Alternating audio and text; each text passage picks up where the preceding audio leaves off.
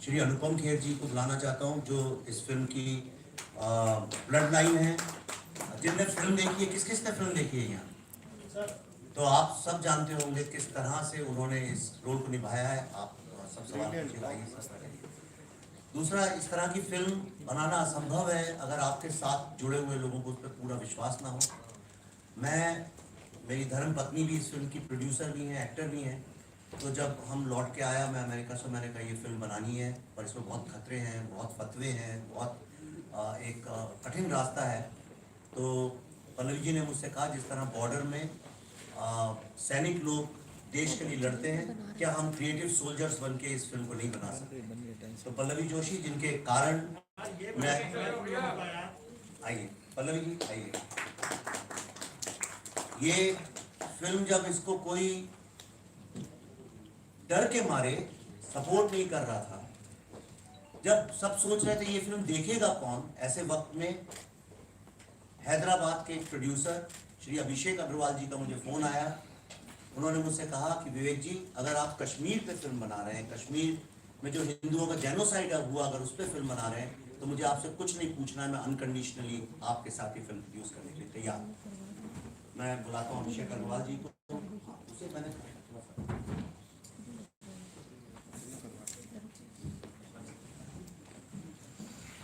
आइए अभिषेक। और ये फिल्म संभव ही नहीं थी बननी अगर जो कश्मीरी पंडित कम्युनिटी है, जो 32 साल से उनसे किसी ने बात नहीं करी, उनकी कहानी नहीं पूछी और अपना दर्द सीने में समेटे हुए ना जाने कितने लोग, कितने हजारों लोग, लाखों लोग इस दुनिया से चल बसे, उनके बच्चे आज सारी दुनिया में नाम रोशन कर रहे हैं भारत का। उन सबसे मिलाने का जो दायित्व था, जो नेटवर्किंग थी, जो लॉजिस्टिक्स थी, बिना एक सवाल पूछे, बिना किसी स्वार्थ के जिसको पूरा किया, मैं ग्लोबल कश्मीरी पंडित डायस्पोरा, जो 32 साल से अपने हक के लिए, अपने घर, अपनी जमीन पर जाने के लिए लड़ रहे हैं, उसके को फाउंडर डॉक्टर सुरेंद्र कौर, हमारा सौभाग्य कि वो कल ही भारत आए हैं, उनको भी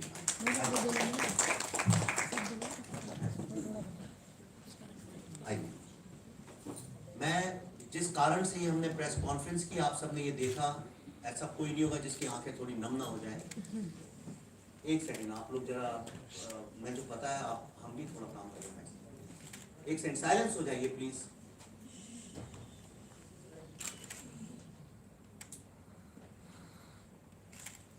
देखिए, कोई ऑर्डिनरी प्रेस कॉन्फ्रेंस नहीं है ये। इसकी गरिमा अगर हम बनाए रखेंगे तो आप लोग को भी बहुत आशीर्वाद मिलेगा। मैं आपको ये बताना चाहता हूँ, जब ये फिल्म हमारी शुरू हुई तो कोई ऐसा नहीं था जो इस पर विश्वास करता हो, इस सब्जेक्ट पे, इसलिए क्योंकि सबका ये विश्वास था कि ऐसा तो कुछ हुआ ही नहीं है, क्योंकि लोगों ने देखा नहीं। मैंने अपने जीवन में ना पढ़ा था, मुझे पता था कश्मीरी पंडित लोगों के साथ ऐसा हुआ है, कश्मीरी हिंदुओं के साथ ऐसा हुआ है। मैं होलोकॉस्ट के बारे में सब जानता था, पर अपने देश में हुए जेनोसाइड के बारे में नहीं जानता। ये फिल्म का क्या रोल रहा है भारत के वर्तमान और भविष्य में, उसके बारे में आपको मैं 2-3 मिनट बताऊंगा। जब हम इस फिल्म को दिखाने या अमेरिका गए, क्योंकि कोविड का वक्त था, भारत में थिएटर सारे बंद थे, फिल्म तैयार थी, तो हमने कहा इस वक्त का यूटिलाइजेशन करते हैं।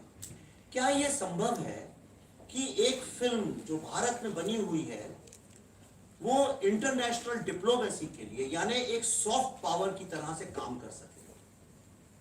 जो लोग नहीं जानते उनको मैं बताऊं कि 1945 में जब वर्ल्ड वॉर 2 हुआ था, 1940 और 45 के बीच में, तो अमेरिकन गवर्नमेंट की जो इंटेलिजेंस सर्विस है CIA, उसने व्हाइट हाउस के इंस्ट्रक्शन पे हॉलीवुड के साथ मीटिंग करके हॉलीवुड से रिक्वेस्ट की थी कि ये जो देश की लड़ाई जो है, क्या आप इसमें कोई योगदान दे सकते हैं। और तब सारे हॉलीवुड ने ये कसम खाई थी कि हम ये लड़ाई सॉफ्ट पावर की तरह लड़ेंगे, और सॉफ्ट पावर वर्ड का वहां से इजाद हुआ, वहीं से जो सॉफ्ट पावर की बात होती है चालू। हमारी फिल्म इंडस्ट्री भारत की महान सभ्यता, संस्कृति और हमारी एकता, डाइवर्सिटी को, हालांकि हमारी कई तमाम फिल्मों ने उसके बारे में जिक्र किया है, उसको हाईलाइट किया है, लेकिन एक फिल्म भारत के विरुद्ध आज जो युद्ध चल रहा है, भारत एकमात्र ऐसा राष्ट्र है आज पूरे विश्व में जो जिसकी ताकत का अंदाजा विश्व को लग चुका है। और आप जानते हैं कॉम्पिटिटिव मार्केट में कोई नहीं चाहता कि दूसरा मार्केट खड़ा हो, दूसरी सभ्यता, दूसरी संस्कृति उनसे ज्यादा बलवान। इसीलिए भारत पे लगातार तरह तरह के अटैक किए जाते रहे, खास तौर पे कश्मीर का मुद्दा।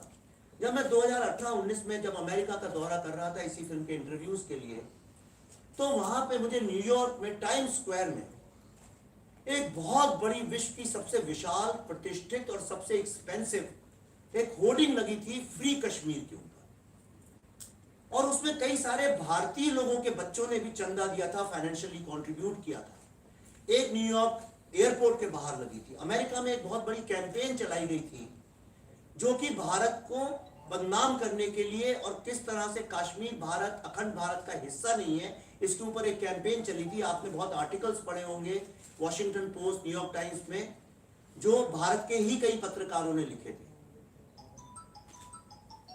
तब इस फिल्म को किस तरह से, भाई साहब जरा बंद कर दीजिए, किस तरह से इस फिल्म ने कश्मीर में 16 शहरों में स्क्रीनिंग की, जिसको 36 ऑर्गेनाइजेशन, 36 कश्मीर यूएस में, 36 ऑर्गेनाइजेशन। इतनी अभूतपूर्व बात है। जिस तरह से हॉलीवुड 1945 से पूरे दुनिया में एक सॉफ्ट पावर की तरह लोगों को बता रहा है, आप दुनिया के किसी भी कोने में जाके किसी भी बच्चे से पूछिए विश्व की सबसे महान कंट्री और सबसे स्ट्रॉन्ग डेमोक्रेसी कौन सी है। आपको तंजानिया में बैठा बच्चा, कश्मीर में बैठा बच्चा, शिलोंग में बच्चा बैठा, जो उसका कोई पॉलिटिक्स से लेना देना नहीं है, जो ना तो CNN सुनता है ना न्यूयॉर्क टाइम्स पढ़ता है, वो भी आपको बोल देगा अमेरिका। ये कैसे सीखा उन्होंने? ये अपनी फिल्मों की ताकत से अपने देश पे गर्व करना और अपने देश की महानता को पूरे विश्व तक ले जाने का जो जिम्मा हॉलीवुड ने उठाया है, उससे एक सबक लेके हमने भी ये जिम्मा उठाया था कि क्या कश्मीर फाइल्स जो है विश्व में एक डिप्लोमेटिक भारत का सॉफ्ट पावर बन के जा सकती है। और इसीलिए एक जिद के तहत हमने इसको अमेरिका में घूम घूम के सब जगह दिखाया। और हमारा फोकस इंडियन लोगों को दिखाना नहीं था, हमारा फोकस था अमेरिकन्स को, ब्लैक्स को, व्हाइट्स को, हिस्पैनिक्स को, बाकी लोगों तक ये बात पहुंचाना। और मैं आपको बहुत गर्व के साथ एक बात बताना चाहता हूं, वॉशिंगटन DC में इस फिल्म को देखने के बाद कैपिटल हिल, जिसको विश्व की सीट ऑफ डेमोक्रेसी बोलते हैं, टेंपल ऑफ डेमोक्रेसी बोलते हैं, और माना जाता है विश्व की सबसे स्ट्रॉन्ग डेमोक्रेटिक संस्था है, जो अमेरिका का पार्लियामेंट है। जो नहीं जानते उनके नॉलेज के लिए, उसको कैपिटल हिल बोलते हैं, जहां वहां सारे उनके सेनेटर्स और कांग्रेसमैन बैठते हैं। वहां पे इस फिल्म के लिए एक कांग्रेशनल रिसेप्शन रखा गया। उसमें वो भी कांग्रेसमैन जो कि Kashmir anti India Kashmir campaign में सॉफ्ट इनडायरेक्टली या डायरेक्टली इन्वॉल्व थे, उनको भी आके अपनी स्पीच में कैपिटल हिल की छत के नीचे कहना पड़ा कि this was not an exodus, this was a genocide. ये एक इतनी बड़ी डिप्लोमेटिक जीत है जिसकी कल्पना आज करना मुश्किल है, पर आपको कुछ सालों में पता चलेगा। अमेरिका की जितनी टॉप यूनिवर्सिटीज हैं, हार्वर्ड क्लब में हो, चाहे जॉर्जिया टेक यूनिवर्सिटी हो, चाहे यूनिवर्सिटी ऑफ मैसाचुसेट्स हो, यूनिवर्सिटी ऑफ ह्यूस्टन हो, यूनिवर्सिटी ऑफ डेनवर हो, वहां सब जगह इस फिल्म की इंपैक्ट स्क्रीनिंग्स रखी गई, जो कि अमेरिकन व्हाइट्स और ब्लैक्स और सब लोगों ने देखी, जिनके सारे इंटरव्यूज और सब अवेलेबल हैं यूट्यूब। पर उससे भी ज्यादा ऐतिहासिक चीज मैं आपको बताता हूं। एग्जैक्टली उस जगह जहां पे फ्री कश्मीर कैंपेन पाकिस्तान की लॉबिंग से और भारत के ही कई लोगों के सहयोग से लगाई गई थी, इस फिल्म को देखने के बाद अमेरिका में इसके जो व्यूअर्स थे, जिन लोगों ने देखा, उन लोगों ने स्वेच्छा से बिना किसी के बोले पैसे कंट्रीब्यूट कर करके अंततः उसी टाइम स्क्वायर में, जो विश्व की सबसे प्रतिष्ठित, सबसे बड़ी, सबसे महंगी होर्डिंग की साइट है, इस 26 जनवरी को कश्मीर फाइल्स का वहां पे होर्डिंग लगवाया। और पहली बार अमेरिका के इतिहास में, इसको मैं अंडरलाइन कर रहा हूं, पहली बार अमेरिका के इतिहास में कश्मीर का पूरा मैप न्यूयॉर्क सिटी के टाइम स्क्वायर पे दिखाया गया, जो लोग नहीं जानते उनके इनकी नॉलेज के लिए, अमेरिका में आज तक कभी कश्मीर का पूरा मैप नहीं दिखाया गया है। जो हिंदुस्तानी उनके बच्चों तक ने अमेरिका का कश्मीर का पूरा मैप नहीं देखा है। एक फिल्म की इतनी ताकत है। और अब इसके बाद जिसलिए ये प्रेस कॉन्फ्रेंस बुलाई गई है, मैं उसके बारे में आपको बताऊंगा। भारत के अगेंस्ट एक बहुत स्ट्रॉन्ग लॉबी काम करती रही है वेस्ट में। जब एब्रोगेशन ऑफ आर्टिकल 370 हुआ तो उसके बाद तमाम ऑर्गेनाइजेशंस में, जो मोस्टली उसमें कई सारे भारतीय भी इन्वॉल्व थे, पर जनरली उसमें काफी पाकिस्तान लॉबीज इन्वॉल्व थे, तरह तरह की ताकतें जो भारत के अगेंस्ट काम करती हैं, उन्होंने वहां की जो स्टेट है वो एक अपने आप में राष्ट्र की तरह होती है। वहां की स्टेट्स, वहां की जो पार्लियामेंट, संविधान सभा समझ लीजिए, तो जो हाउस ऑफ रिप्रेजेंटेटिव्स हैं, वहां जा जाके कैंपेनिंग कर करके वो लोग वहां से इंडिया के अगेंस्ट रेजोल्यूशंस पास करवाए। सिएटल स्टेट में हुआ, कई तमाम स्टेट में हुई। डॉक्टर कॉल उस पर रोशनी डालेंगे कि इंडिया एक फैशिस्ट गवर्नमेंट है, कश्मीर को जबरदस्ती उसका आधिपत्य रखा है, कश्मीर जो है वो भारत का हिस्सा नहीं है, किस तरह कश्मीर में 4G नहीं है, इंटरनेट नहीं है। और हम लोग भी उसी आर्ग्यूमेंट में फंस गए। हम भी वो झूठे आर्टिकल जो वॉशिंगटन पोस्ट, न्यूयॉर्क टाइम्स में हमारे ही लोग लिखते थे, उनमें फंस गए। किसी एक आदमी ने मेन स्ट्रीम में एक सवाल नहीं पूछा, हाँ भाई 4G और इंटरनेट की बात तो जरूर करेंगे, पहले ये बताइए कि जो कश्मीरी हिंदू जिनकी वो जमीन है वो वहां क्यों नहीं है। और अमेरिकन हाउस ऑफ रिप्रेजेंटेटिव्स में भी ये बात नहीं पूछी। ये फिल्म रोड आइलैंड्स एक अमेरिका का सबसे ज्यादा डेमोक्रेटिक, लिबरल और प्रोग्रेसिव स्टेट है। अमेरिका का जो भी डेमोक्रेट प्रेसिडेंट के लिए खड़े होते हैं, मुझे जो बताया गया वहां पे, उनकी जो पहली स्पीच होती है वो रोड आइलैंड से ही शुरू होती है। कैनेडी की भी कैंपेन वहीं से शुरू हुई। वो एक बहुत डेमोक्रेट सी गवर्नमेंट है। इंडिया में एक ऐसी मिथ बन गई है कि शायद डेमोक्रेट्स हमें पसंद नहीं करते हैं, लेकिन 2014 के बाद जो एक नए भारत का निर्माण हुआ, और खास तौर पे एब्रोगेशन ऑफ 370 के बाद जो ग्लोबल लेवल पे भारत का एक नेतृत्व हुआ है, वो छवि हम तक उसी तरह से नहीं आ पाती है जिस तरह से 32 साल से कश्मीर का सच हमारे पास नहीं आया।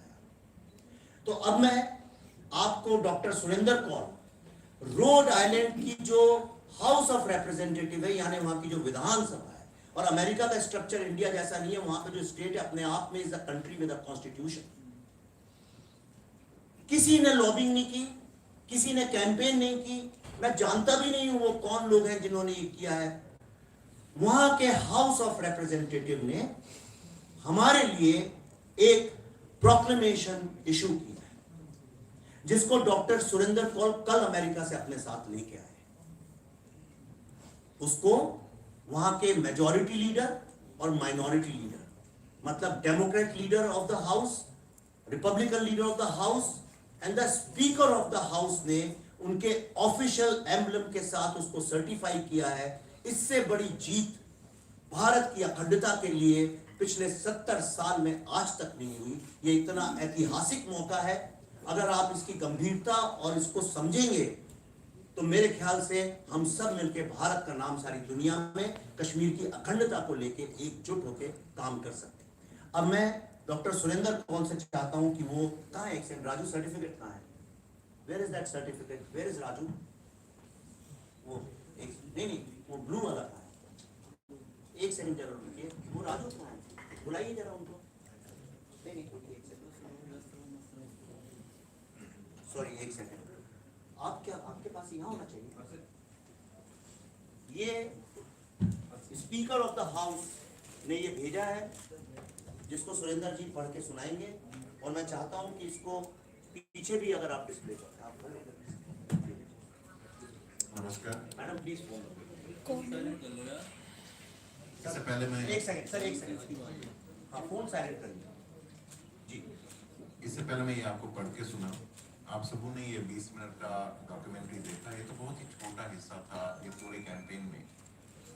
पिछले 32 साल से पूरा हमारा समाज जेनोसाइड और एथनिक क्लींजिंग होने के बाद छोटे से समाज के हजारों टुकड़े हो गए।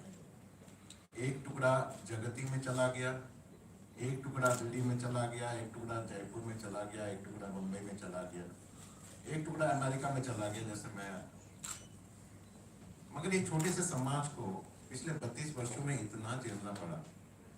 और उससे ज्यादा जो हमारे लिए बहुत ही दर्दनाक था वो था कि इसके बारे में किसी को कोई जानकारी नहीं। एक इंडिपेंडेंट इंडिया में जो कि 1990 और उसके पश्चात एक जेनोसाइड हुआ, एक एथनिक क्लींजिंग हुई कि पूरी कम्युनिटी को ही वहां से निकलना पड़ा अपने फेथ की वजह से, और इसके बारे में कोई चर्चा नहीं, कोई ये नहीं। इससे हमको बहुत ज्यादा चोट पड़ा।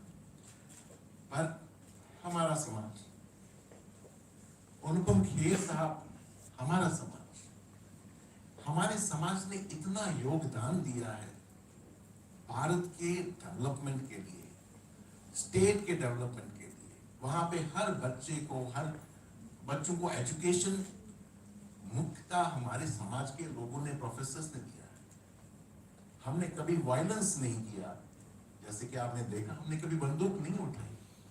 हम तो लोग सोचते हैं कि भाई वो टेररिस्ट इसलिए बना क्योंकि उसके ह्यूमन राइट्स को वायलेट किया गया, मगर हमारे ह्यूमन राइट्स को वायलेट करते हुए 32 साल हुए और एक भी हिस्टोरिक एविडेंस नहीं है जहां पे कश्मीरी हिंदू ने किसी भी रिलीजन को सिविलियन परस्यूट में मारा, पत्थर भी फेंका।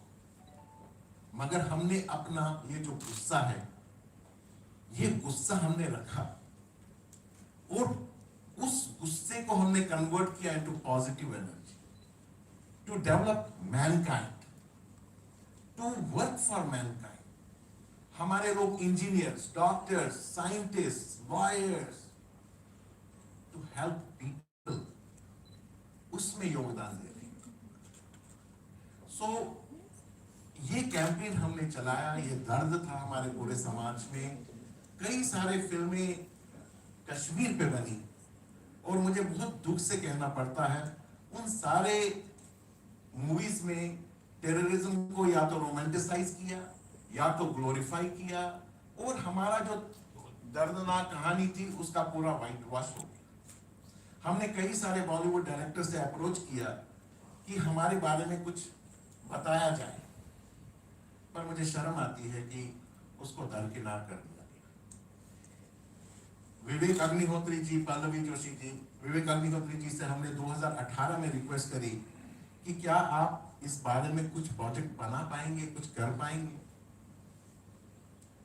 और वहां पे उसके बाद विवेक जी ने एक आध महीना टाइम लेके बताया कि हाँ ये बहुत जरूरत है कि जो हुआ उसको एक सेलुलाइट सिनेमा पे लाया जाए। और पूरा हमारा समाज ऋणी है विवेक अग्निहोत्री जी पे, पल्लवी जोशी जी पे, कि इन्होंने ये बेड़ा उठाया और एक सत्य का पूरा एक सिनेमा जो है इसको 700 टेस्टिमोनियल्स इकट्ठा किए, वो भी हर एक के घर जा जाके, जगती में जाके, दिल्ली के जहां पे वो रहते थे उनके घरों में जाके उन्होंने वो टेस्टिमोनियल्स इकट्ठे किए। अमेरिका में इतने सारे शहरों में जाके 100 माइल्स उन्होंने ड्राइव किया, उनको पहली बार किसी ने सुना। आप देखेंगे कि पूरे समाज में एक जुनून आया है इस समय, और पूरा समाज ये यकीन भी नहीं कर पा रहा है क्या ये सच ऐसा हुआ है, क्योंकि पहली बार किसी ने उनकी बात सुनी है। किसी सरकार ने हमारी बात नहीं सुनी, पूरे सिस्टम फेलियर्स के हम शिकार बने और उसको एक्सप्लॉइट किया गया। और हम बहुत ऋणी हैं, धन्यवाद देते हैं विवेक अग्निहोत्री जी को, पल्लवी जोशी जी को कि ऐसा किया। और अमेरिका में जब ये इसका कैंपेन चला, प्री स्क्रीनिंग चली, 16 स्क्रीनिंग्स हुई और जिसमें मुस्लिम्स भी शामिल हुए, अफ्रीकन अमेरिकन भी शामिल हुए, हिस्पैनिक्स भी शामिल हुए, कश्मीरी हिंदूज भी शामिल हुए, और सारे इंडियन डायस्पोरा शामिल हुए। इस कैंपेन को भले ही ग्लोबल कम्युनिटी पंडित डायस्पोरा चला रहा था, मगर इसके साथ पूरा इंडियन डायस्पोरा खड़ा था। पहली बार वी फेल्ट प्राउड कि गुजराती समाज, तेलुगु समाज, सिंधी समाज, सिख समाज, क्रिश्चियंस, सबों ने इसको सपोर्ट किया, ज्यूस पूरा सपोर्ट किया, और हर एक 16 स्क्रीनिंग्स में वो आए। ये पता भी नहीं चल रहा था वो हिंदू है, मुसलमान है, क्रिश्चियन है, अफ्रीकन अमेरिकन है, सब रो रहे थे। इसका मतलब ये था कि humanity is such a thing which binds people. Humanity, आप कोई रंग हो, कोई लैंग्वेज हो, कोई आपका एथनिसिटी हो, ह्यूमैनिटी इतनी पावरफुल चीज है कि सबों को जोड़ती है। ये मैजिक हमने अमेरिका में देखा, और अब हम पूरे इंडिया में इसको देख रहे हैं, और पूरे वर्ल्ड में जहां जहां पे मूवीज चल रही है उसको देख रहे हैं। That is the magic that Vivek ji and Pallavi ji has produced. This is all about, देखिए, we are not talking about Hindu, Muslim binary, it is all humanity. Global terrorism सबों के लिए it's a monster. चाहे वो कोई भी फेथ का आदमी हो, it is a monster. वो एक दिन उसको खा जाए। We wanted to create an awareness at a global level. India level पे तो है ही, at a global level. And the product was so strong. जो इन्होंने मैजिक किया, the product इन्होंने बनाया, it is so strong that it melts the heart of any individual who is seeing it. We had lots of Muslims who watched these screenings, in all 16 screenings in US cities. Afghani Muslims, persecuted communities, Yazidis communities, people from other, I'm naming Muslims just to get you an idea, even Muslims were feeling so bad about it. So this is the magic. इसके अलावा we had lots of impact screenings in various universities, as a Harvard University, Massachusetts University, Rhode Island College, all across the US, and some very prestigious institutions like Capitol Hill. वहाँ के congressmen, senators, they endorsed कि जो ये आपके साथ हुआ है, this is the power of cinema. कि जो डेमोक्रेट्स थे, जिनको मालूम नहीं था कश्मीर के बारे में, उनको गलत फीलिंग दी गई थी कश्मीर के बारे में, they got कि ये हम तो कोई दूसरी चीज देख रहे हैं. So this movie can change the whole disinformation campaign जो कि some agencies are running. So रोड देखिए, हमारा जो जेनोसाइड एथनिक क्लींजिंग हुआ, इंडिया के किसी स्टेट ने इसको एंडोर्स नहीं किया, मगर we are thankful to the state of Rhode Island in US जिन्होंने इसका एंडोर्समेंट किया, and I am going to read that now. यहाँ चल सकता है, यहाँ लगा सकते हैं, पॉसिबल है. This is the picture. This is one endorsement. इसके अलावा there has been endorsements from many states and governors जिन्होंने जहां जहां पे स्क्रीनिंग हुई उन्होंने प्रोक्लेमेशन दिया है विवेक जी को, appreciating what he has done for humanity. Now I'm going to read it out. State of Rhode Island citation.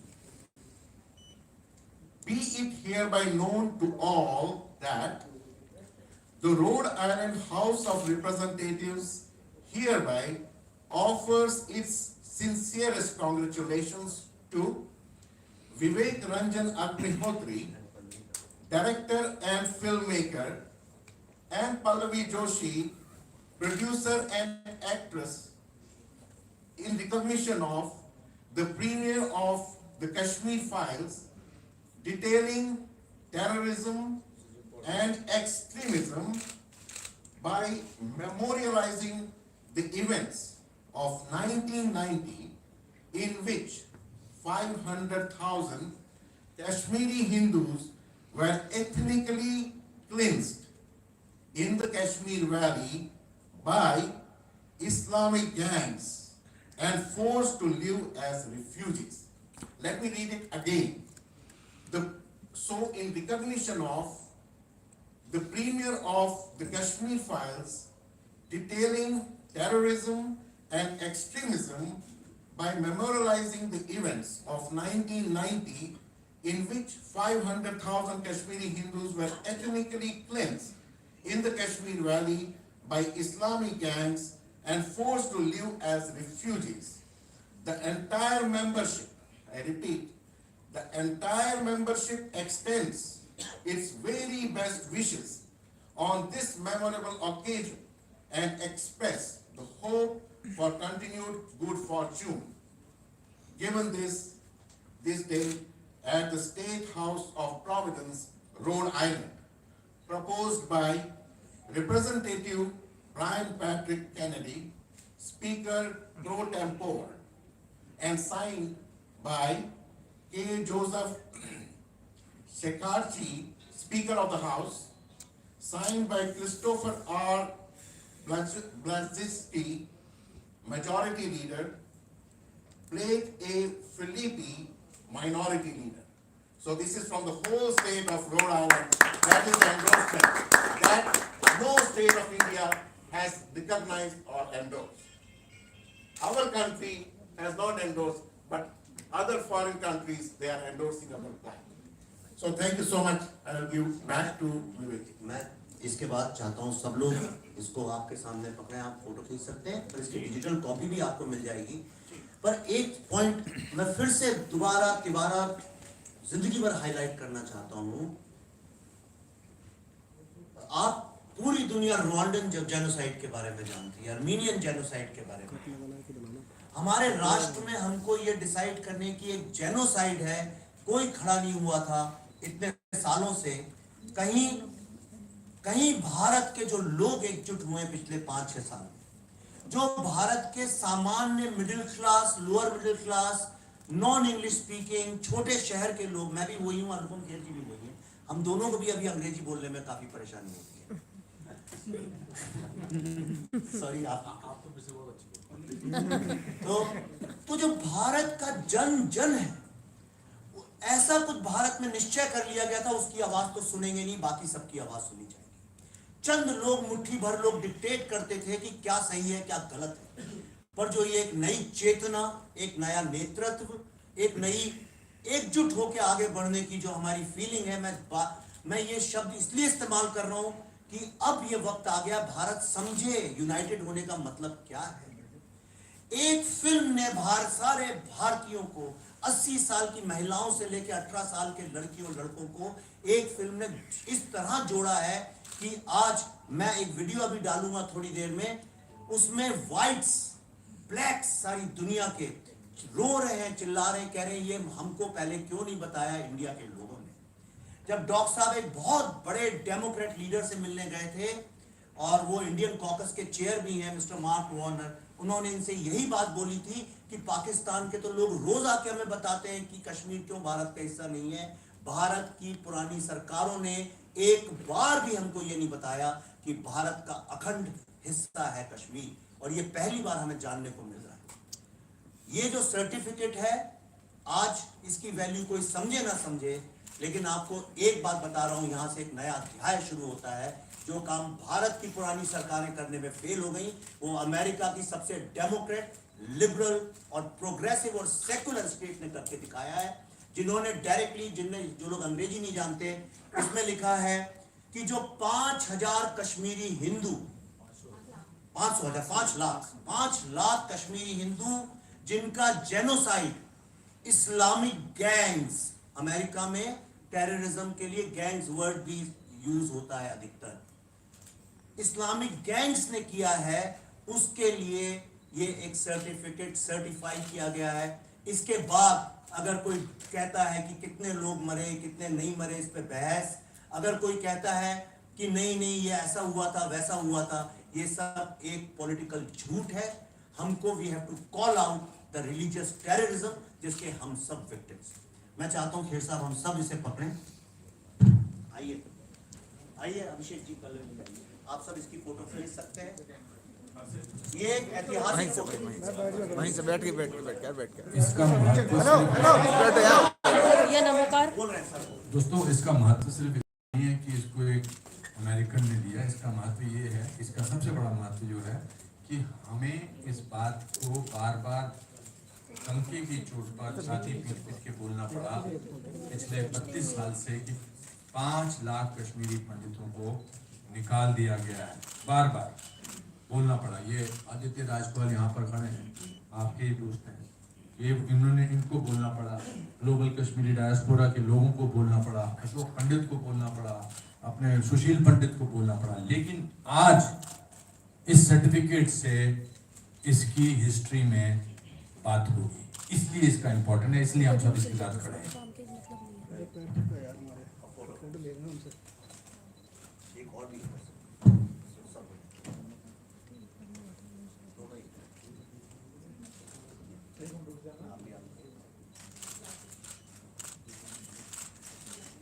यार थोड़ा सा नीचे कर लेंगे यार, कुछ कब से चले जा रहे हैं खिले सारी ये आगे बैठे हैं।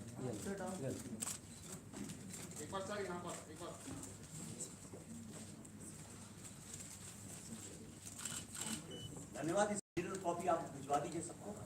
सर आपको डिजिटल कॉपी मिल जाएगी। अब आप जो चाहें सवाल जिससे चाहें वो सवाल पूछिए। मेरा एक सवाल अनुपम खेर साहब से। मैं श्रीकांत भाटिया हूं सर। अनुपम खेर साहब, आप खुद कश्मीरी पंडित हैं। आपने खुद कहा कि 32 साल से लोगों को पता नहीं लगा। अब जब लोगों को पता लगा है और भारत सरकार ने भी 370 धारा खत्म कर दी और कश्मीर में स्थिति सामान्य हो रही है, क्या आपको लगता है कि अभी राइट टाइम है सारे कश्मीरी पंडितों को वापस कश्मीर और श्रीनगर जाना चाहिए? राइट टाइम तो 32 साल से था जी, राइट टाइम अभी नहीं था, मगर at least this government abrogated article 370, 35A। हम तो बाहर के लोग तो कभी ज़मीन खरीद नहीं सकते थे वहाँ पर, जिनके घर थे जो वहाँ पर रहते थे सालों से सदियों से, उनको वहाँ से निकाल दिया गया था। लेकिन इस फिल्म से और आर्टिकल 370 के एब्रोगेशन से और बाकी प्रयासों से ये ऐसा होना शुरू होगा। लेकिन चेंज बहुत साइलेंट होती है। चेंज का एहसास ब्लैक एंड वाइट में नहीं होता कि कल 25 लोग ट्रेन लेके चले गए या बस लेके चले गए, वहाँ हो जाएगा। मुझे लगता है कि अगले आने वाले सालों में अगर 30 साल बाद 40 साल बाद हम नहीं, हमारे बच्चे वहाँ जाकर रह सकेंगे तो ये हमारी उपलब्धि होगी। देश को आज़ाद होने में 200 साल लग गए थे, 200 साल। और उन 200 सालों में कितने लोगों को, उससे पहले 800 साल मुगलों ने राज किया हम पर, 200 साल ब्रिटिश लोगों ने राज किया, कितने लोगों की जाने गई। मुझे लगता है कि अभी जो ये प्रतिक्रिया हुई है उसमें फर्क पड़ेगा और वापस हम अपने घर तो जाएंगे।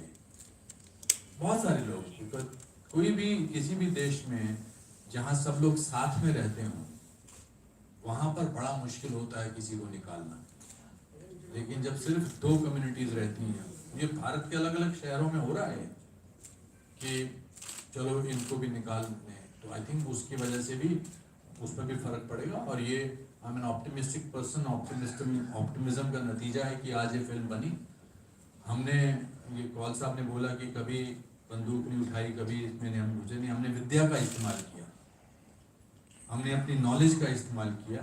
उन्होंने पेशेंटली वेट किया, उन्होंने बोला कि बहुत सारे डायरेक्टर से बात की थी, फाइनली विवेक ने भी रातों रात फिल्म नहीं बनाई, 4 साल इन्होंने इस पर रिसर्च किया, 700 लोगों को ढूंढा और हर जगह, ये जब भी जहाँ कहीं कहीं ट्रैवल करते थे मुझे कहते थे आज हम यहाँ गए, मुझसे भी न्यूयॉर्क में मिलने आए थे इसी टॉपिक बात करते। So I am sure things will change, it takes a little time. और एक झटका जो अभी लगा है इस फिल्म का, और मैं I am very moved personally both as an actor and as a Kashmiri Pandit that the world is supporting this film. World, not normally, पूरे जोरों शोरों से। Thank you. Anupam sir, Sanjay Agarwal. Listen, sir. I just watched this movie. आप कहाँ से? Sir, my name is Sanjay Agarwal. I work for World News 24/7 portal. Sir. So I watched this movie at the special screening when the minister had come in, sir. And I had 3 questions. One is for Pallavi ji, that she was in a negative role as Pandit. Anupam ji, why he has used that screen? You put him. Pandit hai wo, उनका अपने blue में दिखाया शिवा पे जब वो scooter and all that. And third thing is like. Your screening in US at Capital and then coming to India. So are the Indians accepting it now? And will the present government, they're going to make it tax free for this? Pallavi ji का जवाब पल्लवी जी वही देंगी। It was, you were in a negative mood, like we were like, you know, we were not expecting before the movie that you were. So you are asking why I did a negative note? No, I said, have you done something like this before? We haven't. So you can tell us. मेरी सारी फिल्मों में Yeah, Tashkent also Vivek cast me. Because you walked out of the film, you know, at the last moment. So you walked out. Yeah, actually, I think after having gone through this research and having spoken to over 700 Kashmiri Pandits, you've seen how painful the whole research was for us. I think somewhere both Vivek and I, we started feeling like we also have become Kashmiri Pandits. We started understanding their culture so well. We understood their pain so well. We were living the pain for that month and a half that we traveled in US. And then, of course, the other places that we went to subsequently in the 3 years of research that we did. कभी-कभी एक वक्त ऐसा आ जाता है आपके जीवन में कि आपको लगता है कि ये जो है इसके सामने इनका जो डीमन है वो बहुत बड़ा होगा, तो आप उसको अपने दिमाग में बहुत बड़ा कर लेते हैं। और वही कुछ मेरे साथ हुआ और मुझे ऐसा लगा कि ये कितना बड़ा इनका जो विलन है वो कितना बड़ा है, ये शायद कोई और ना समझ पाए, मैं समझ सकती हूँ क्योंकि मैंने इनकी सुनी है सब लोग। And that's why I decided to do this role, because I wanted to be that face that every Indian should hate, because I understood it so well. Congratulations for your painstaking efforts making this film. What I'm asking you, you say it is a lobby, powerful lobby. Does it mean powerful lobby is correct? Does it mean powerful lobby obstructions your work when you making the film, or it is the pre-planned the terrorism, the way the terrorism in the Kashmir genocide? हाँ, अब देखिए इसका जवाब इतना लंबा नहीं दूंगा। आप फिल्म अगर आपने देखी है और जिनने देखी है, I will see. आप देखिएगा तो जिनने देखी है वो जानते हैं। उसमें एक डायलॉग है पल्लवी जी का, गवर्नमेंट चाहे किसी की भी हो, एस्टेब्लिशमेंट तो हमारा है या सिस्टम तो हमारा है। ये एक ऐसा सत्य है, जिस दिन हम ये समझ जाएंगे इसको, उस दिन भारत इतनी बड़ी ताकत बन के उभरेगा जिसकी कल्पना आप नहीं कर सकते। और मैं आपको एक बात और बताना चाहता हूँ कि भारत की, मैं इतना घूमता हूँ विदेशों में लेक्चर देने, यूनिवर्सिटीज कॉलेजेस में जाता हूँ, ये जो एक हमारे देश में सिर्फ भारत में ही भारत की बुराई होती है। सिर्फ भारत में ही लोगों को ऐसा लगता है कि विदेश में हमारी इमेज अच्छी नहीं है। क्यों लगता है? क्योंकि हमारा, सॉरी माफ करिए, आप सब बड़े इंपॉर्टेंट है, लेकिन हमारा मीडिया हर समय ये बताता है कि वॉशिंगटन पोस्ट ने, न्यूयॉर्क टाइम्स में क्या लिखा है। आप ये देखिए, ह्यूमैनिटी इंडेक्स अभी आया था एक, या डेमोक्रेटिक इंडेक्स करके ऐसे कुछ आते रहते हैं, मैं ज्यादा ध्यान नहीं देता हूं, पर एक एग्जांपल देता हूं। उसमें भारत का नंबर बहुत नीचे है। पूरा मीडिया दिन भर उसके बारे में बात करता रहा। कुछ वक्त पहले उन्हें पढ़ा भी नहीं था वो क्या इंडेक्स है।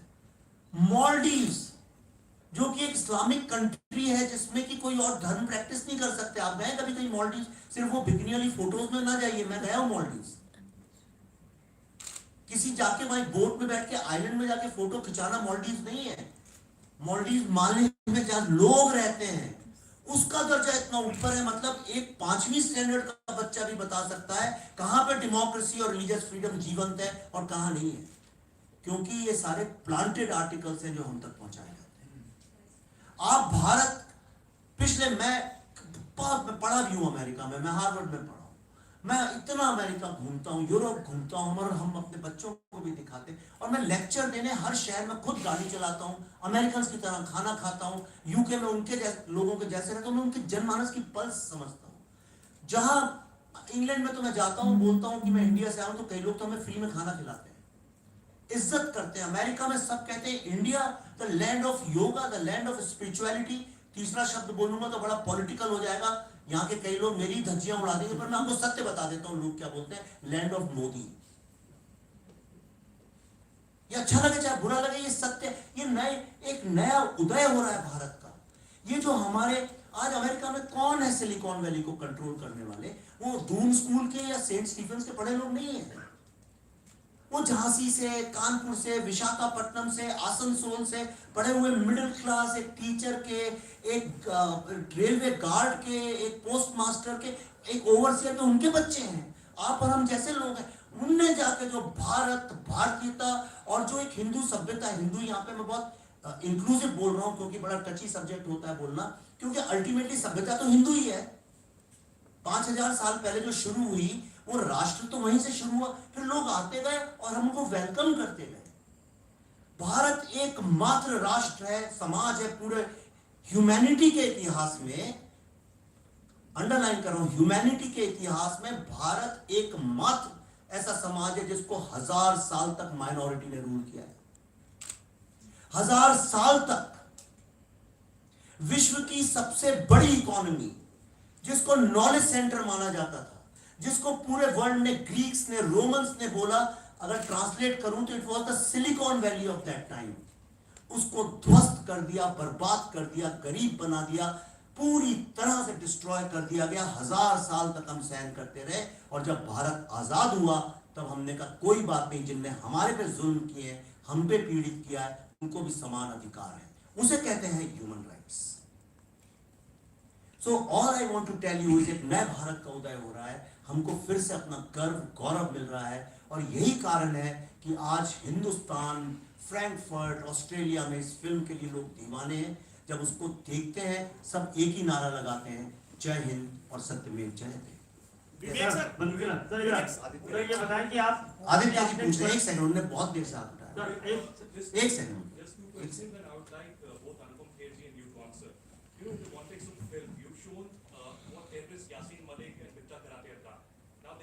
Evidences of their interviews where they have confessed to the crime, and your film is the biggest evidence now. Do you think that the government of the day should take action now and Yasin Malik and Bitta Karate should be sent to the gallows? One, and secondly, कल आपने देखा होगा कि Congress party ने कुछ tweet जारी किए हैं और उसमें कहा है कि जेनोसाइड नहीं हुआ है, ये जगमोहन ने और आरएसएस ने और बीजेपी ने मिलकर कश्मीरी पंडितों का पलायन किया। तो अनुपम खेर जी as a Kashmiri Pandit, not as an artist, and Vivek as a filmmaker of Kashmir Files, what do you have to say? पहले आप ही इसका जवाब दे दो, मैं अपने आप को तब तक ओम नमः शिवाय बोलता हूँ। यूं समझिए, एक पंडित जवाहरलाल नेहरू, मोतीलाल नेहरू जी, आनंद भवन जिनने बनाया था, पंडित मोतीलाल नेहरू जी ने आनंद भवन, एक बहुत बड़ा महल जैसी कोठी है, वो राष्ट्र को दान कर दिया था। उन्होंने स्वतंत्रता संग्राम में अपना पूरा खजाना खोल दिया था कि जिसको भी चाहिए स्वतंत्रता के लिए लड़ने के लिए। उनके पुत्र थे श्री जवाहरलाल नेहरू, ये कश्मीरी पंडित हैं। हालांकि वो वहां कभी रहे नहीं, लेकिन सारी जिंदगी बोलते रहे मैं कश्मीरी पंडित हूं, मैं कश्मीरी पंडित हूं। उनकी पुत्री थी श्रीमती इंदिरा गांधी जी, उनके पुत्र थे श्री राजीव गांधी जी और उनके पुत्र हैं श्री राहुल गांधी जी। आज कांग्रेस की बागडोर उनके हाथ में है। अगर एक वंशज के, एक उच्च कुल के पोते पोतियां अगर अपने दादा और नाना की नाक कटाने पे तुल जाएं तो पड़ोसी लोग क्या कर सकते हैं? ये उनके घर का मामला है, वो अपनी बेइज्जती अपने पुश्तों की करना चाहते हैं, तो ये उनका एक डेमोक्रेसी में अधिकार है। मैं इतना ही बोल सकता हूँ। अब आपको समझ में आया कि मैं क्यों नहीं बोल रहा था, मैं इसी बात को थोड़ा दूसरे तरीके से बोलता। इसके बहुत सारे तरीके से इसके जवाब हो सकते हैं, पर मुझे my grandfather and my father, जिनके ऊपर मैंने ये फिल्म अपने कैरेक्टर को बेस किया, पुष्करनाथ जी मेरे फादर का नाम था।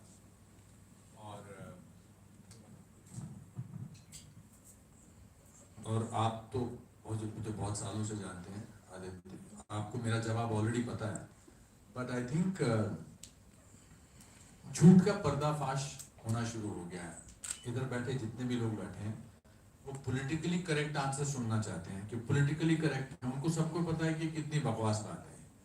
शर्मनाक बात है कि केरला के कांग्रेस के पार्टी के लोगों ने इसको अभी भी कश्मीर फाइल्स बनने के बाद, इतने सारे एविडेंस आने के बाद अभी भी वो घिसा पिटा रिकॉर्ड चला रहे हैं। तो I think we should not pay any attention to them, because अब वो धराशायी हो चुके हैं, गिर चुके हैं। अब वो हमसे उनके बारे में बात करा के अपनी इम्पोर्टेंस लेना चाहते हैं, और मैं उनको ये अधिकार और ये मैं उनको खुशी नहीं देना चाहता। मैं उनके बारे में इस प्रेस कॉन्फ्रेंस में बात नहीं करना चाहता। सर आपके फेसबुक अकाउंट से सर ये बताएं, अभी आप जो सर्टिफिकेट की बात कर रहे हैं कि आपने कहा कि बहुत अरे प्यार से बोलो ना, प्यार से बोलो ना, प्यार से बोलो ना। बोला कि इस तरीके से अमेरिका पूरा घूमा आपने, जगह जगह सांसदों के पास बात रखी, तो डीसी ने जो आपको सर्टिफिकेट दिया, क्या वो आप चाहते हैं कि अब अमेरिका इस तरीके से पाकिस्तान और भारत के बीच में जो काम कश्मीर का मुद्दा उस पर संधि करे? मैं तो चाहता नहीं है देश कोई भी कि वो बीच वाला कोई बीच में आए, तो क्या आप उस सर्टिफिकेट से ये जस्टिफाई कराना चाहते हैं कि कोई भी एक बीच में आए और संधि करे, व्यवहार करे? देखिए, ये एक फिल्म है और फिल्म का काम एक चेतना जगाना है, जो इस फिल्म ने ऑलरेडी कर दिया है। ये इतना ऐतिहासिक फिल्म के लिए आप अपनी फिल्म तो एक अलग चीज है। नहीं, सुनिए ना, आपके सर्टिफिकेट सवाल की जो आ रही है उसमें प्लान भी हुआ नहीं, आप अपने सवाल का खुद जवाब देना चाहते हैं, मुझसे सुनिए। मैं आपको वही बता रहा हूँ, एक फिल्म का इतना काम है। आपका जो सवाल है उसमें गवर्नमेंट, उनकी policies, international diplomacy, foreign ministry, 50 लोग इन्वॉल्व होंगे तब उसका जवाब दिया जा सकेगा। हमको सिर्फ इतनी बात कह रहा हूं, जो काम 60-70 साल में संभव नहीं हुआ था, वो आज अमेरिका की ऑफिशियली उनकी सबसे डेमोक्रेटिक स्टेट ने ये सर्टिफाई किया है, जो सर्टिफाई करने में भारत फेल हो गया। उसके पीछे भारतीयों का एक एम्पावरमेंट जो हुआ है पिछले 5-6 साल में, उस एम्पावरमेंट की इतनी ताकत है कि आज अमेरिका जैसी कंट्री को ये मजबूर होके आज हमारे सामने इसको स्वीकार। विवेक सर मैं एक सेकंड, आप कहां से, पहले ये बताया सर ये हाँ। सर मैं राहुल जैन, नमोकार चैनल से।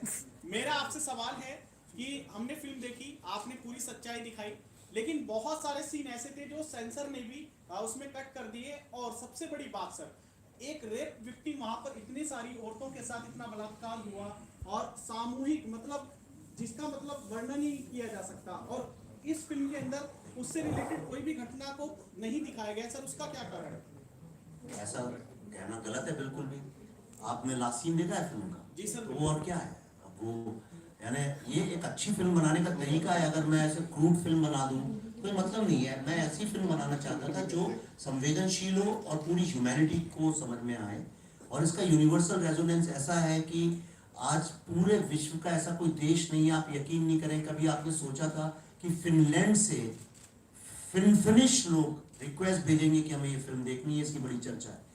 कभी आपने सोचा था कि कीनिया के गांव में लोग इस फिल्म को देखना चाहेंगे? किसने सोचा था कि फ्रैंकफर्ट जहाँ 4 लोग इकट्ठे नहीं होते हिंदी फिल्म देखने को, वहां पे बाहर क्यूज लगी होंगी और भारत माता की जय और जय हिंद के नारे लगने होंगे। तो इसकी सेंसिबिलिटीज थोड़ी सी इंटरनेशनल है। मेरा मकसद था पूरी दुनिया तक भारत का सच ले जाना। और दूसरा, मैंने आज तक विश्व में, मैं एक बात कहना चाहता हूँ, दिल से कहना चाहता हूँ, इतना प्लीज मेरे को 1 मिनट दीजिए।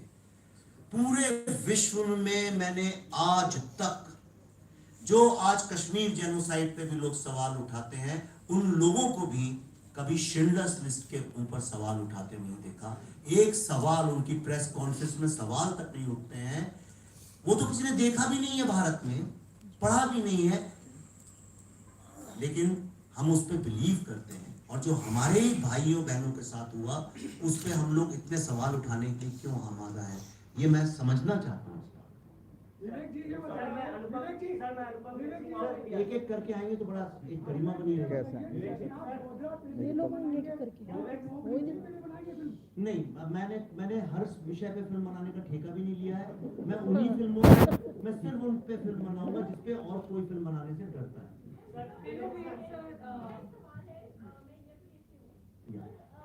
क्या नाम है आपका? हाय दीपाली।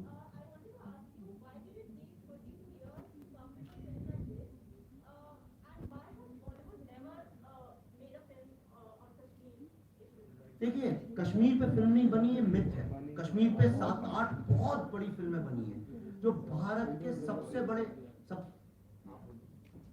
थोड़ा बहुत। देखिए, एक बात को समझिए, ये पॉलिटिशियंस की प्रेस कॉन्फ्रेंस नहीं है, मैं आपसे हाथ जोड़ के निवेदन कर रहा हूँ, इसको सुन रहे हैं वो लोग जिनके घरों में माताओं का रेप हुआ है, जिनके पति, जिनके हस्बैंड, जिनके पिता लोगों को मारा गया, वो आपकी सब प्रेस कॉन्फ्रेंस लाइव अभी 4-5 लाख लोग सुन रहे हैं, पूरे विश्व में सुन रहे हैं।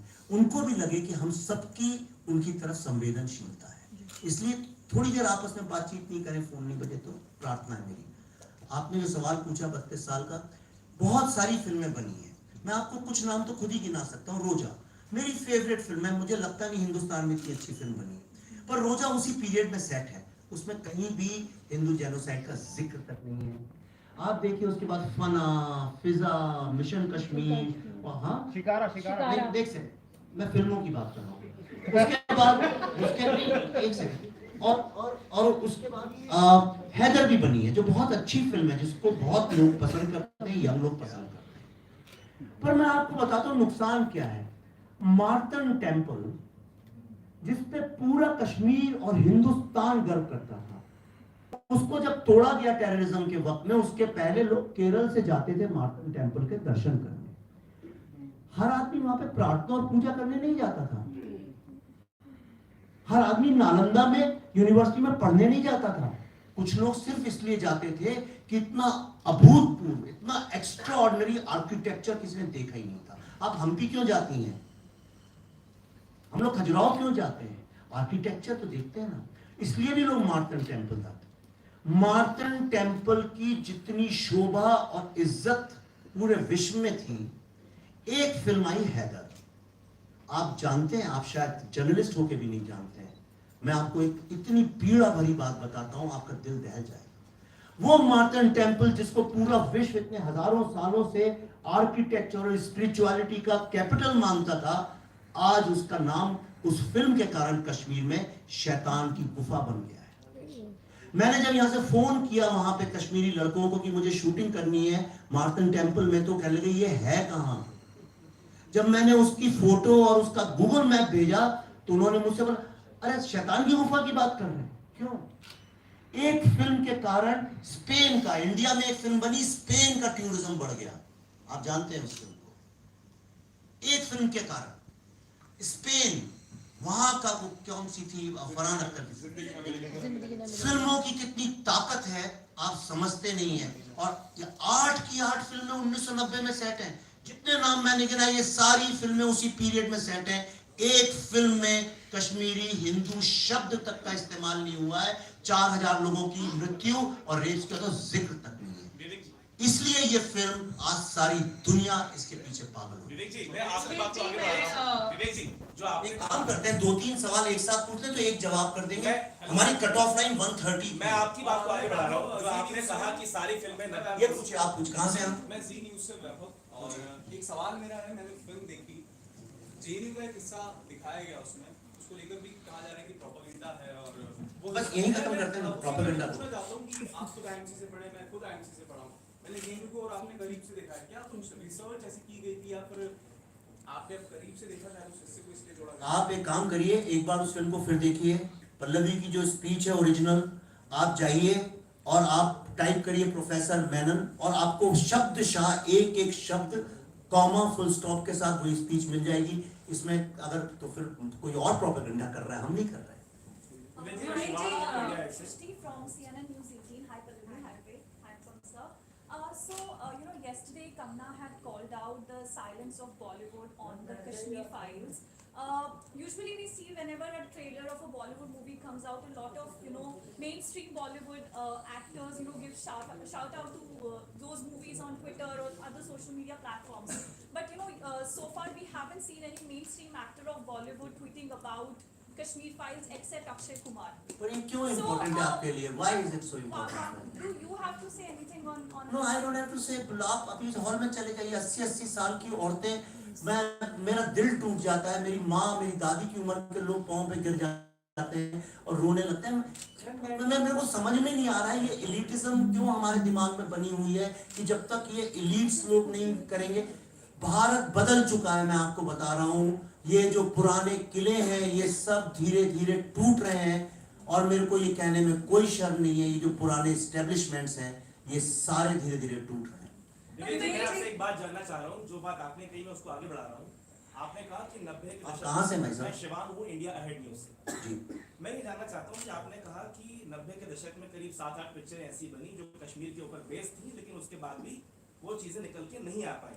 मेरा सवाल ये है कि क्या आपको और अनुपम साहब को ऐसा लगता है कि राजनीतिक हालात जो 2014 के बाद भारत में बने हैं उससे आपके हाथ मजबूत हुए हैं, और वही एक बड़ा कारण है कि दिल्ली में जो सरकार आज सत्ता पे काबिज है उसकी वजह से आप इस फिल्म को इसका निर्देशन करने के लिए तैयार हो पाए, और ये फिल्म इतने बड़े प्लेटफॉर्म पे न केवल भारत में बल्कि दुनिया में आज आप दिखा पा रहे हैं।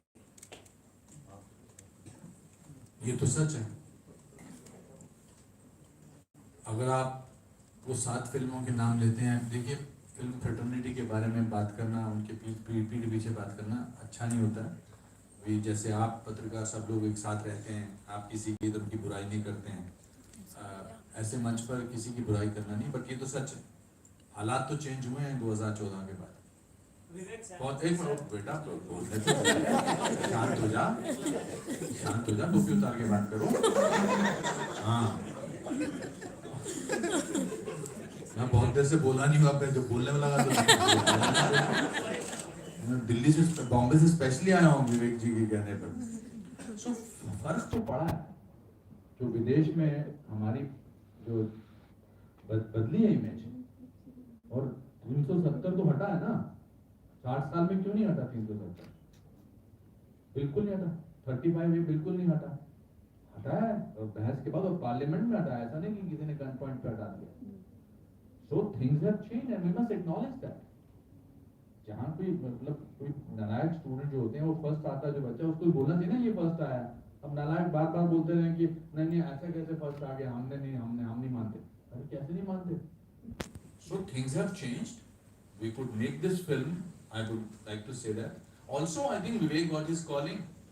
बुद्धा ने ट्रैफिक जैम जब उन्होंने बनाई, फिर उसके बाद उन्होंने ताशकंद फाइल बनाई, और हर वक्त हर चीज का एक वक्त होता है, एंड वो आया। और but it certainly it has happened because the leadership of this country has decided to make this country one of the finest countries in the world. That determination has come from the leadership of this country, and इस बात को बोलने में कोई परेशानी नहीं होनी चाहिए। सर आपने कहा, अब आप बोलो पीछे जो बोल रहे थे। सर आपसे मैं ये कहाँ से आप? सर मैं अनुपम ऑफ इंडिया से, अनुपम कैसे? सर मेरा ये क्वेश्चन है कि 2014 से पहले अनुपम आपका नाम, मुझे लग रहा था कि मतलब आपकी बात थोड़ा सर विवेक सर, आप आरोप ये लगते हैं कि 2014 से पहले तक आप वामपंथी थे, तो लोगों का ऐसा सोचना है कि हो सकता है कि 2024 या 2029 के बाद आप फिर से वामपंथी हो जाए और फिर से ऐसी फिल्में बनाने लगे, फिर से अगर सत्ता बदल जाए मान लीजिए, और फिर से आप ऐसी फिल्में बनाने लगे जो अगेंस्ट लोगों को या हिंदुओं को अच्छा नहीं लगे, तो ऐसा आप क्या कहना चाहेंगे जिससे लोग ये गारंटी मिले? मैं देता हूँ। एक्चुअली क्या है, रिसर्च पे विश्वास नहीं है, लोग उड़ी बातों पे बात करते हैं। बुद्धा इन अ ट्रैफिक जैम 2010 में हैदराबाद में शूट की गई थी।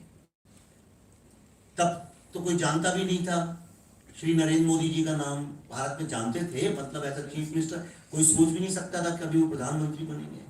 तो 2010 में जो film Indian school of business, जो वर्ल्ड के टॉप 10 बिजनेस स्कूल्स में है, उनके स्टूडेंट्स ने बनाई वो फिल्म। मैनेजर डायरेक्ट, उनने पैसे इकट्ठे किए, उनका आइडिया था, उनने स्पॉन्सर की, और उनको आवाज नहीं मिल रही थी क्योंकि भारत में एक अनरिटन कॉन्स्टिट्यूशन था कि कश्मीरी हिंदुओं के बारे में बिल्कुल बात नहीं होगी, नेक्सल्स के अगेंस्ट बात नहीं होगी, डाकुओं के अगेंस्ट नहीं होगी। हमने डाकुओं को बहुत ग्लोरीफाई किया फिल्म में। आप देखिए विनोद खन्ना जी, शत्रुघ्न सिन्हा जी के ईरा की फिल्में, वहां डाकू तो भगवान होता था, कई बात नहीं।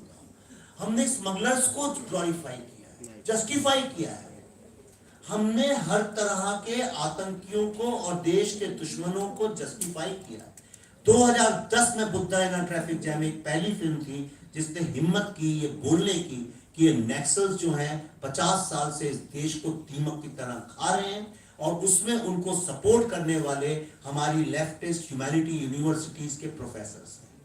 खेर साहब ने वो रोल किया। ताशकंद फाइल्स जो है, आपने 2000 उसमें देखी, उसकी प्रोसेस 2000 के पहले शुरू हो चुकी थी। कश्मीर फाइल्स जो फिल्म है ये एब्रोगेशन ऑफ 370 के पहले वो 2018 में शुरू हो चुकी थी। तो इससे मुझे फर्क नहीं पड़ता। लोग तो देखिए, लोगों का काम है कहना, कुछ बोलेंगे। आपने फिल्म देखी कि नहीं ये बताइए। बस आप फिल्म देखिए, अच्छी लगी? हाँ बिल्कुल, रात के 3 बजे जाके देखा था। I will have to take the last question. Hi sir, I'm Surbhi from Examine Reports. Sir आप लोगों से मिले, आपने उन्हें फिल्म दिखाई? नहीं, योगी जी से अभी नहीं मिला हूँ। योगी जी मिल पाए जीत के बाद तो बहुत बड़ी बात है। सर मनीष श्रीवास्तव से, सर आपने कहा कि रिसर्च बहुत की फिल्म को लेकर। यूएस में जब स्क्रीनिंग की आपने तो कई सारे मुस्लिम बच्चे थे, इनकी आंखों में आंसू थे लास्ट में। रिसर्च का ये हिस्सा कश्मीर कितनी बार पहुंचे आप, और क्या अभी कश्मीर के जो यंग मुस्लिम्स हैं, जो बच्चे हैं, उनका फिलहाल माइंडसेट क्या है इस पूरे जनसाइड? मैं बहुत अच्छा जवाब है। मेरे ख्याल से ये शायद आखिरी जवाब होना चाहिए, क्योंकि बाकी लोग पॉलिटिक्स में बात करें। इसका आधा जवाब मैं दूंगा, आधा पल्लवी जी देंगी। राइट? तो अमेरिका के आप तमाम वीडियोस देख सकते हैं वहाँ के। उसमें देखिए पीओके के लोग, अफगानिस्तान के यज़दी लोग, ये सब लोग आए थे, ब्लैक्स आए थे, और सारे ब्लैक्स भी यही कह रहे थे कि हमारी बात सबने सुनी है, ये क्यों नहीं बताई गई। तो इस फिल्म, आज ये फिल्म क्या कर रही है? ये फिल्म दिलों को जोड़ने का, जो बिखरे हुए भारतीय युवा हैं उनको जोड़ने का, उनके माता पिताओं को जोड़ने का काम कर रही है। इसमें एक सीन है, जिसने फिल्म देखी है, अनुपम जी ने देखी है, तो मैं बताता हूं। इसमें एक सीन है जो फिल्म का सबसे डिफाइनिंग सीन है। वो मैंने एक कश्मीर में एक कश्मीरी मुस्लिम लड़का था, उसने कहा विवेक जी हमारी बात आप लोग कहीं नहीं आती है, हम पे फिल्में नहीं बनती। मैंने कहा एक काम करो, तुम्हारे दिल में जो भी भावना है तुम एक सीन लिख के मुझे भेजो, मैं वायदा करता हूं वो सीन इस फिल्म के अंदर होगा। इस फिल्म के अंदर वो सबसे डिफाइनिंग सीन है, बोट में, शिकारा में, जब वो बात करते हैं दोनों लोग, और वो सीन एक एक शब्द उसने लिखा है, और उस सीन में जो अभिनय जिसने किया है वो भी समझ लीजिए वो या उससे जुड़ा हुआ है। मेरे को आदेश है कि उनके मामला लो, वो भी वही है। तो आप जो लोग ये बात करते हैं, मैं किस तरह से काम करता हूं लोग समझते नहीं, मैं ज्यादा उसके बारे में बात भी नहीं करना चाहता। कश्मीर में आज क्या माहौल है, आने वाले भविष्य में क्या चुनौती है, इसका जवाब मेरे ख्याल से पल्लवी जी दें और हम इसको क्लोज करें तो बहुत अच्छा होगा।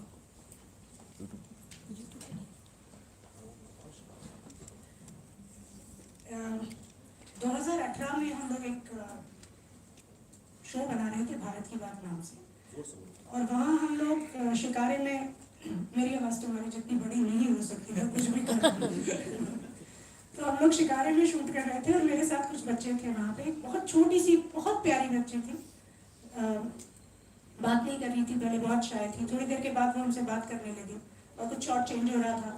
तो उस वक्त मैंने उससे बातें करना शुरू की, तो मुझे पूछने लगी कहाँ रहती हैं आप, ये वो ब्ला ब्ला ब्ला। फिर मुझसे कहने लगी कि आप कहाँ नमाज पढ़ने जाती हैं बम्बई में। तो मैंने कहा बेटा मैं नमाज नहीं पढ़ती। तो कहने लगी क्यों? तो मैंने कहा क्योंकि मैं मुसलमान नहीं हूँ। तो मुझे कहती है तो क्या हुआ, नमाज तो पढ़ना चाहिए ना आपको। वो बहुत प्यारी बच्ची थी, छोटी, 4-5 साल की, अभी हो गई होगी 7-8 साल की वो। उस बेचारी को यही नहीं पता था कि बाकी फेथ के लोग भी इस दुनिया में हैं, जिनके उनके जो मालिक है उसके सामने प्रेयर्स करने के ढंग अलग हो सकते हैं। तो हमने एक पूरे स्टेट से, जो इंडिया की हमारी सबसे खूबसूरत चीज़ है डाइवर्सिटी, वही हमने निकाल दी है। अब यही बच्चा, जब आप सोच लीजिए ये बड़ी हो गई, 18 साल में ये वोटिंग करना शुरू करेगी, तो इसके सामने क्या सच्चाई होगी और किस बिना पे वो एक सरकार चुनेगी अपने राज्य में। तो हमने कभी एक्नॉलेज नहीं किया 32 सालों में कश्मीरी पंडितों का दर्द, इनकी सच्चाई को हमने कभी स्वीकारा नहीं, और हमने उस स्टेट को भी देखिए क्या बना के रखा है। तो मैं समझती हूँ कि कश्मीर आज 370 हटने के बाद हम सब कश्मीर जा सकते हैं, हम सब अपने घर बना सकते हैं वहाँ पे। आज कश्मीरी पंडितों को हम सिर्फ कश्मीरी पंडित इसलिए कहते रहे क्योंकि वहाँ पे और कोई जा ही नहीं सकता था, लेकिन कश्मीरी पंडित तो सबसे पहले भारतीय है, जैसे आप हैं, मैं हूँ। हम राजस्थान के किसी आदमी को ये नहीं कहते राजस्थानी है या तमिलनाडु का है, पर इनको कश्मीरी पंडित जरूर कहते हैं इनको, लेकिन भारतीय इनको कहना शुरू करना चाहिए। और वहाँ की जो डेमोग्राफी है वो पूरी बदलनी बहुत ज़रूरी है। भारत अखंड होना चाहिए। और इसकी वजह से ये मेरे दिल को बहुत हर्ट किया था इस बात ने। और वो बच्ची बेचारी इतनी प्यारी है, उसको पता चलना चाहिए वो किस देश में रहती है और क्या खूबी है उसके देश की। Thank you very much. एक सेकेंड, थोड़ा सा लास्ट में सुरेंद्र कौल जी आप सबको धन्यवाद करना चाहते हैं सारे कश्मीरी हिंदुओं के खिलाफ। पूरे समाज की तरफ से आपका बहुत बहुत धन्यवाद। और पूरे समाज से, पूरे भारतवर्ष के लोग, पूरे विश्व भर में जो इस मूवी को आशीर्वाद दे रहे हैं, स्नेह दे रहे हैं, उसके लिए आपको बहुत बहुत धन्यवाद और नमन। पहली बार ऐसा एहसास हो रहा है कि पूरे लोग इस power, people's movement, people's movie उसको बना रहे हैं, उसके लिए बहुत बहुत धन्यवाद। Thank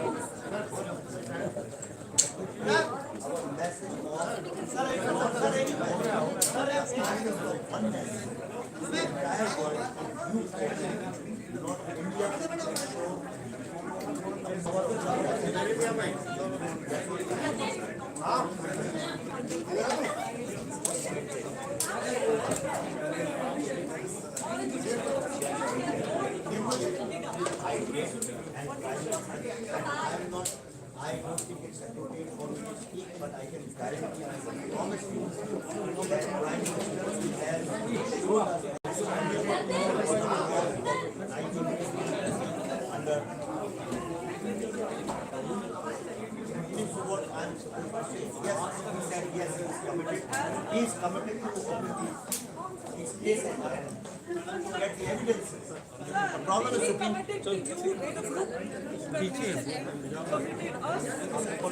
he told me there is no way anybody can stop Kashmiri Hindus to go back to their home. That's all. Cases is not within my domain. It's not within my domain. Only one.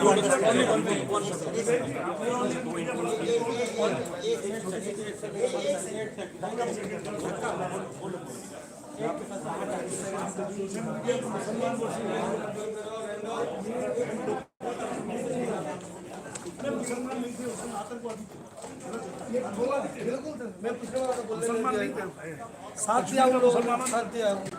दिया पर इसके अलावा इतना किसने कर रहे हैं।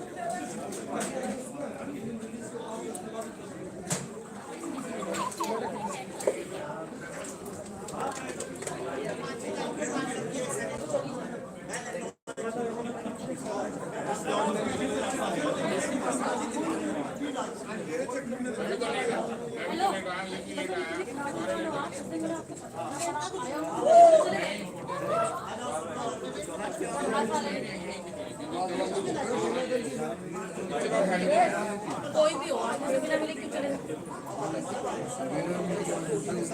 Brahma Brahma Brahma live करते नहीं, 9 लोग देख रहे हैं। आप प्रखर हो गया, चला गया। आप पैक करना हो कैमरा।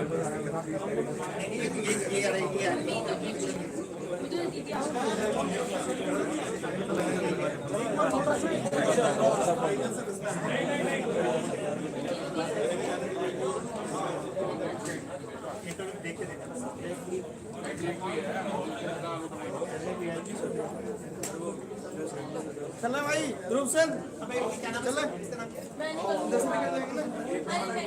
ठीक है,